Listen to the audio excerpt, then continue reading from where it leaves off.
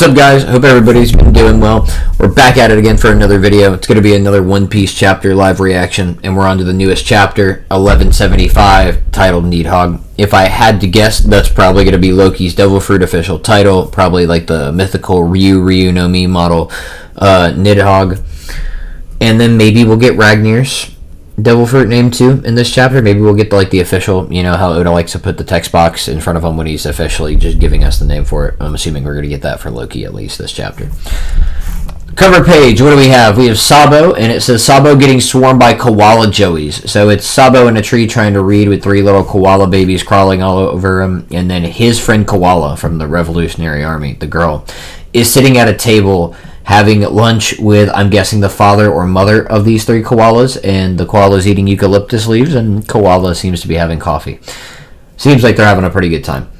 We have a note from Oda. A wooden fork came with my McDonald's salad. It's my first time one. That's not good grammar. I'm impressed with how easy it is to use. I guess McDonald's in Japan just got wooden forks, guys. We're not on that here in America. At least I don't go to McDonald's, so I don't know. But I haven't heard about that.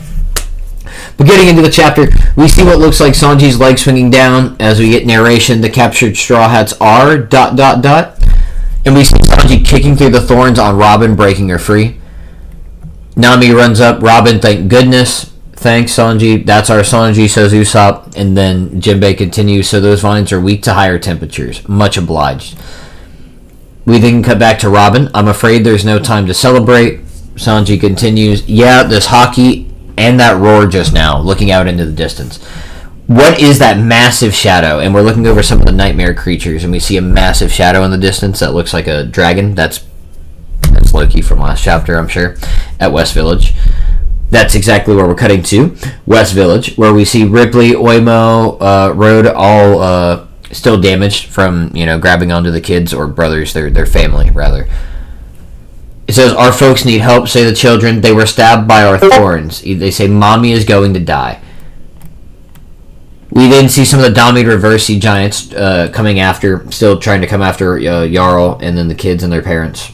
Or again, I guess their family, rather. And they say, Loki, the village isn't safe. Take the kids somewhere less dangerous, say the giant guards. Loki responds, not my problem. They went and jumped on my back. I'm just dropping them off. Very alpha thing to say there.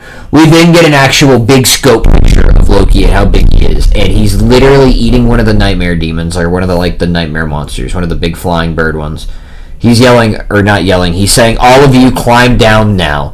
Luffy says, oh hey, look, it's Zoro, looking down into the distance. And then Jarl says, people of Elbaf, the children are safe. The Straw Hats say, thank goodness. He then says, there are no more hostages to worry about. All the giants, alright, that's awesome. We then cut back over to Luffy talking to Zoro. Zoro says, you guys took your sweet time. Don't tell me that dragon is Luffy. Yep, it's Loki. This place should be safe with you here. Yeah, that's no problem, says Zoro. Since you've already gone giant mode, can you guys take care of those dream monsters? Elbaf won't last long if we leave them be. We then see a thud off in the distance, and Luffy says, on it. It's the giants. They seem to be getting attacked right now once again by... It's Thorns shooting down, so it's going to be Summers. It says, they came raining down out of nowhere. What are these things? It's more thorns. Get the children inside quick.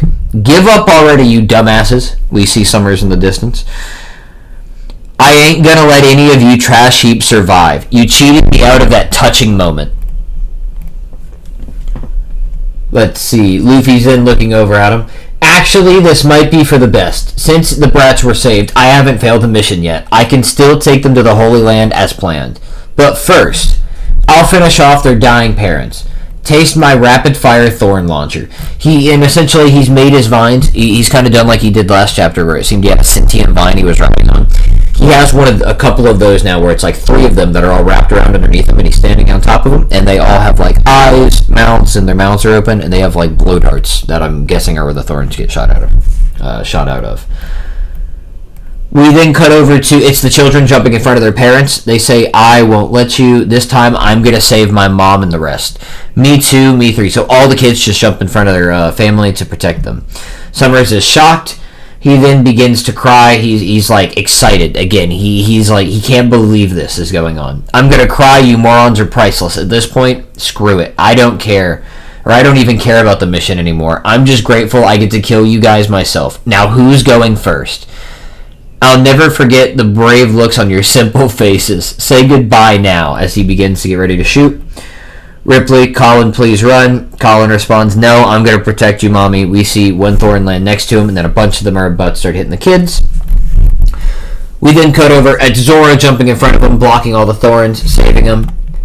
"Way to go, Zoro. I knew you had it in the bag," says Luffy. "Yeah, now go."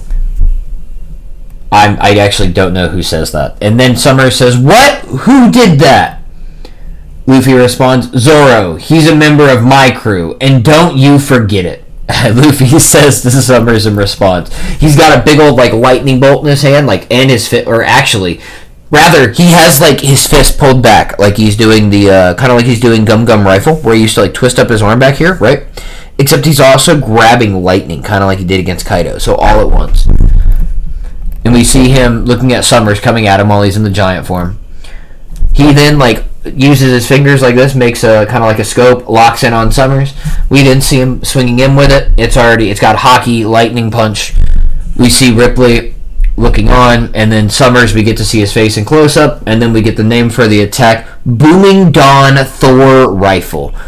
Okay, so it is literally him mixing his electrical Thor attacks, which interesting now that we know that Luffy has used electricity before and used that name scheme, and now he can just use lightning.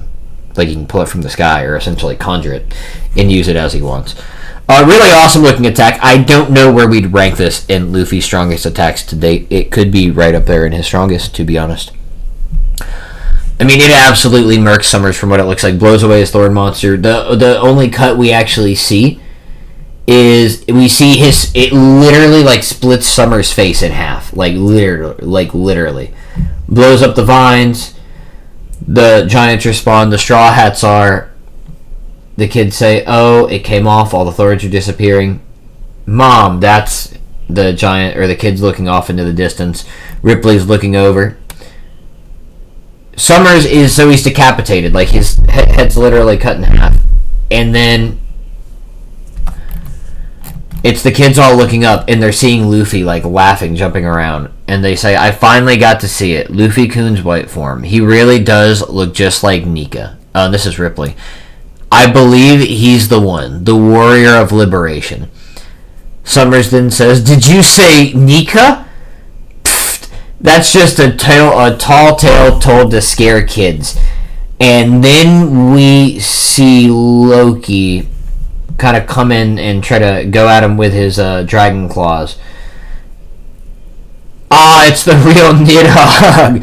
The kids freak out. "We were really saved by that? Well, time to go." And it looks like he just crushes him into the ground. Rather, Loki crushes Summers into the ground. We think it's cut over to Chopper and Scopper. What a great duo, Chopper, Scopper. "Is that," he says, looking on, "that's Loki, alright. It's the first time I've seen him like this, too." We then get to see a bit of a flashback coming from Scopper. Let's hope we're not in this one forever. It says, "So you're saying Elbaf's national treasure is, it's a forbidden devil fruit. The mythological dragon fruit." So yeah, the mythical dragon fruit model Nidhogg, exactly what we figured. This is in front of Shanks. This seems to be Jarl saying this to Shanks and Scopper when they were at the castle after the whole incident with I can't remember Buddy's name. Arnold. And then he continues, "It is said that whoever eats it can transform into the world's most colossal dragon. The size of the creature is relative to the initial size of whoever ate the fruit, of course. Think of it this way. A giant would grow larger than a human undergoing the same transformation, and an ancient giant's growth is naturally even greater than that. The combination is what brings out the devil fruit's true potential. They say this dragon breathes lightning, and when it flies, its jet black body can turn day into night." Wow, so they actually show it. If a human used it, it would be big, right? If a giant used it, it'd be really big, and then if an ancient giant used it, they'd be humongous. It really does scale pretty crazy. Shanks then says, "So the fruit was forbidden and hidden due to its immense power?" Not quite. It's just been protected, says Jarl, by the Hammer Guardian, Ragnir. In Elbaf, there's a legend about a god of war who fought with Ragnir. It is said that he took the form of a giant dragon, and he locked horns with the sun god. He was accompanied by a loyal partner, the ice squirrel, Ratatoskr. To make a long story short, after his master died, they say the loyal Ratatoskr came to possess the weapon Ragnir, and awaits his master's return. Or so the legend goes. Okay, and then we're cutting back to... we're cutting back to the present, and it's Scopper actually thinking, but it seems Ragnir is no longer acting as a guardian for the fruit's power. It's finally made its choice. So I'm interested in this because we see in the... Cutting back real fast, to where we see the ancient... the god of war who fought against the sun god, so I'm interested, because this is the sun god who had a sword, because we've seen him with different weapons. He's got a shield and a sword. He does look like the sun god, a little different, but a lot like the sun god. And the god of war is carrying what looks to be the hammer Ragnir, but apparently Ratatoskr was a squirrel companion of his, a friend of his. And he's, like we see him there, he's a separate entity. And somehow him and the hammer become one. We figured it was a hammer given the Ratatoskr fruit, and that could still be how it somehow happens, but I'm kind of intrigued to figure out how this all breaks down, or maybe the story isn't exactly accurate, and it was always that the hammer was somehow given the Ratatoskr fruit, and the hammer was his friend. But we'll continue back on. It's finally made its choice. It chose Loki. And then we see Loki and Luffy on top, and Ratatoskr also on top of him. They're all flying around. They're chasing all of the nightmare monsters. And then we see him go to charge up his lightning breath, and he shoot. It's absolutely wild. We just get a cracking sound effect, and it just seems to blow away like 4 or 5 of the nightmare demons instantly. The name of the attack is Thunderheim. Massive clap of lightning, absolutely crazy, and Luffy's just on top of him. Yeah, and Ratatoskr's happy. It's really crazy. We then see Im Gunko say, "So that is it, the Nidhogg. It was here. It was here all along," says Im. A quirk of fate, says narration, question mark. That's the end of the chapter. It says we're going to get a color spread and a color and the cover coming next chapter, so that's going to be really cool. I always love when we're on the cover of Shonen Jump. So we do see Im still in his room of flowers when he's saying this, and he's definitely just talking and thinking through Gunko. And we just see Gunko. I'm sure Brooke's over there still near her, but currently she's looking on at the nightmare demons being destroyed when she's saying this.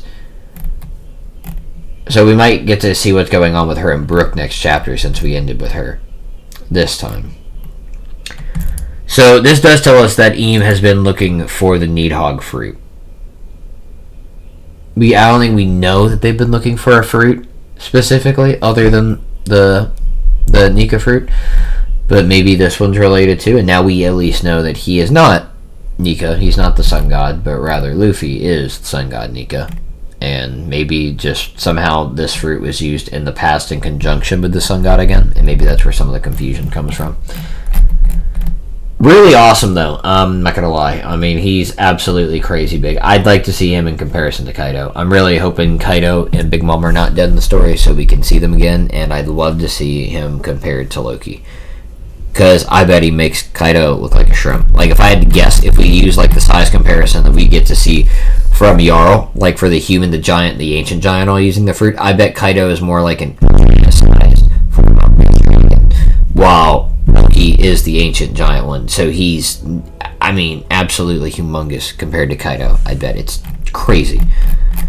Then again, I don't think we could see Luffy getting big enough to be bigger than Loki, bigger than Loki, and we did, in fact, see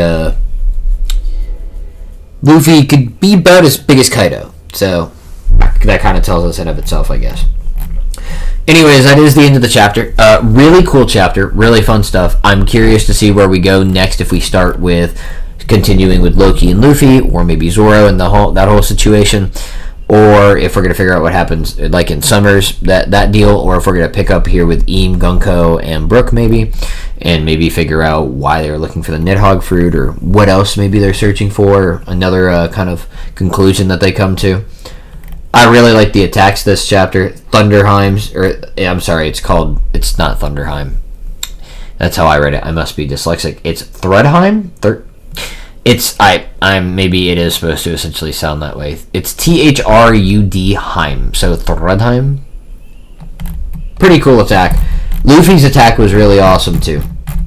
I really like that one. What was it called? Booming Dawn Thor rifle. Really cool attack. Splitting Summer's face in half was pretty awesome. Not gonna lie to you. But I'm sure we're gonna see more of Summers coming back to annoy us probably anyways. So we'll see. But we'll kind of stop it there. Go ahead and get this one done. I don't know if there's a whole lot to go over again for this chapter. So we'll kind of see what else I get out next. But in the meantime, I hope everybody ends up having a good week, at least a good couple days until my next video comes up.